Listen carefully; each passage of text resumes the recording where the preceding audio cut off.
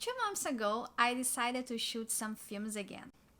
And I started with my Canon Rebel 2000, a very trustworthy SLR that I would recommend to anyone who wants to start shooting on film, especially those who already shoot with Canon digital cameras, because the controls are very similar and this camera offers some very useful programs. I feel like I'm shooting with my 6D, only that I can see the pictures after I take them. So I was looking to add some challenges to my process, and I did want to start using a rangefinder. And I think rangefinder cameras are more aligned to what I'm looking for in photography right now. So I started looking for some cameras, and because I have an Olympus trip that belonged to my mother and I love to shoot with my digital Olympus pen, it was kind of natural that I looked for an Olympus rangefinder. That was when I discovered the Olympus 35 SP,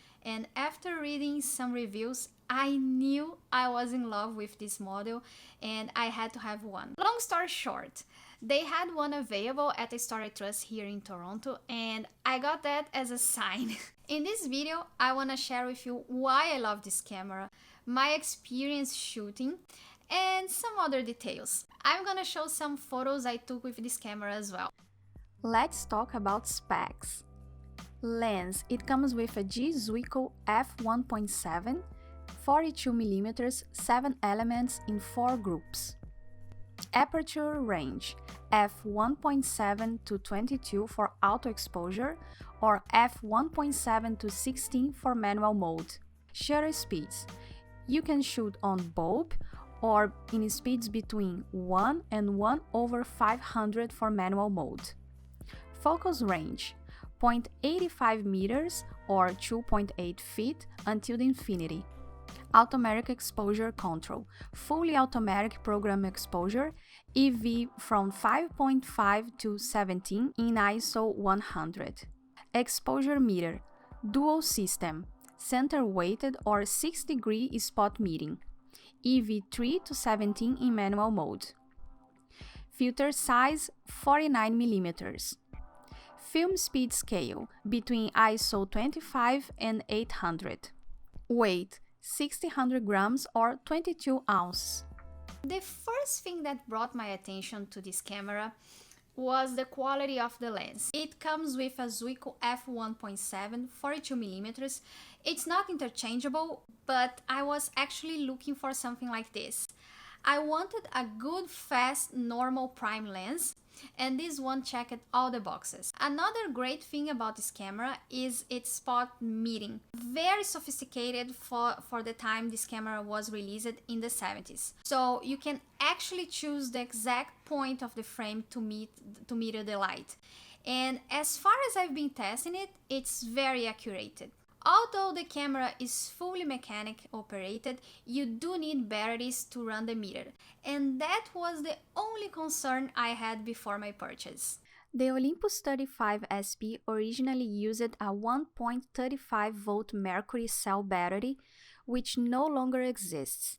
In some forums, I found that you can use an alkaline 1.5V, but you have to compensate the meter in one stop, which pretty much already solves the problem. You can, for example, set the ISO one stop down and forget about it. But digging even deeper, I found out the Wayne cell battery that I could buy from Amazon, and they work perfectly. I mean, I don't have to compensate for anything. Since then, I haven't had any issues with the meter. Most of the photos I took in the beginning were on auto mode. I mean, the camera measures the spot and chooses the settings. The exposures came out very nicely, but now I'm trying to shoot on full manual because the camera doesn't tell you the settings that have been chosen. Therefore, sometimes you don't get the results you want because the aperture was too high and didn't focus everything you want, or the speed was too slow for a handheld photo.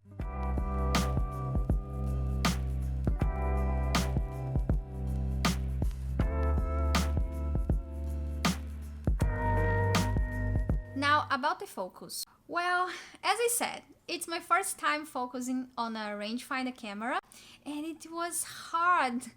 Actually, it's not a piece of cake yet, but I'm getting better. To be honest, it's kind of difficult in the beginning, but I do believe it's easier than a SLR focus when you actually know how to do it. Side note, it's very hard to focus on a Sharpie. Too many wrinkles. But that's okay. I feel I'm getting better and I've been practicing zone focus, which I think it's gonna help me a lot on street photography. When you get the focus right, this lens is very sharp. I realized that with large apertures you can get some vignetting, but you can get rid of them in post-production if you want.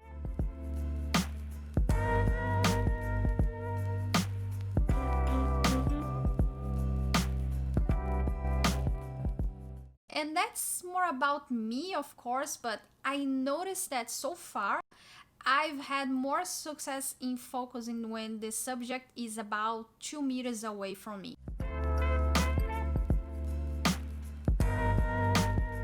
Rangefinders can be a little tricky to compose as well, but with time you can get used to your camera and know how to compose correctly.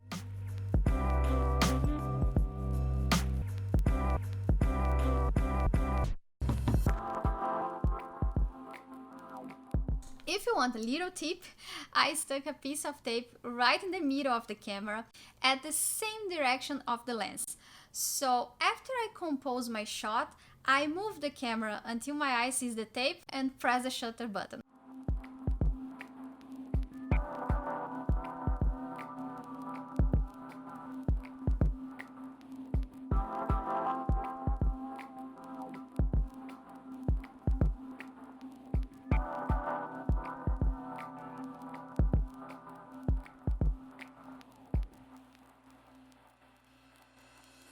And now my final quick tips.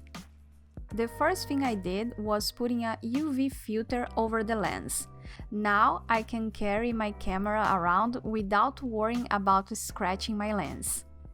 You can attach any 49mm filter, but be aware the mirror is not on the lens, so you have to compensate if you want to use ND filters, for example. For your first shots, choose a role you already know. That way, it's clear to see what you have to improve shooting with this camera because you know how to deal with this particular film stock.